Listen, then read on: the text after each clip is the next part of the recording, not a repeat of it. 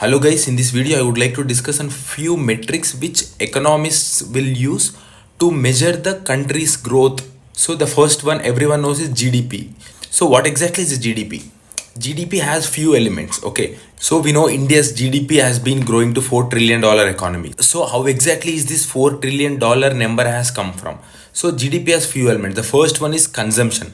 So how much the people inside the country are consuming. So consumption means how much we buy for groceries, how much we buy for buying properties and all. So consumption can be any kind which people consume. It can be goods, it can be services, or anything.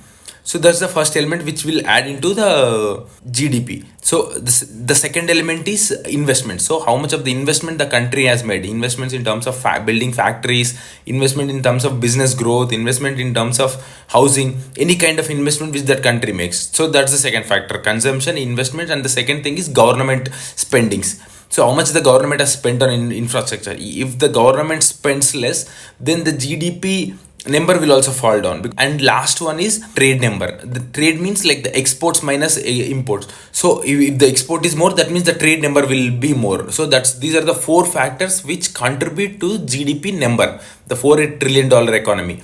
So for example, if you take countries like USA, they have more number in consumption. So in their GDP factor, consumption is like almost 70%. If you take countries like China, investments is more in China. If you take countries like France, the government spendings are more because the welfare schemes are more over there. So the government spendings are more. All these factors contribute to the GDP. Okay, so that's how the 4 trillion number has come for India. And the second metric which we can use to measure the country's growth is per capita income. So per capita is nothing but the GDP by total number of population. So if the value is more, that means the average per capita income is more. That means the country has enough money with each individual. And the third thing which usually everyone measures is unemployment rate. Like, so if the unemployment rate is low, that means there are more jobs. And the fourth thing is fiscal deficit, which is nothing but the difference between the government earnings and government spendings. Ideally, government earnings should be more. If the government spendings are more, that means the government is in that specific country is borrowing more money. And the next thing which everyone knows is inflation rate. The inflation between 2 to 4% is calculated as an ideal number and is a good number. So the inflation should be there, but not too high. If the inflation is too high, like 10-15%, then people cannot afford it. If that inflation is too low or inflation is like zero, people start saving money because they are not getting value out of it and they don't spend the money, which will again impact the consumption.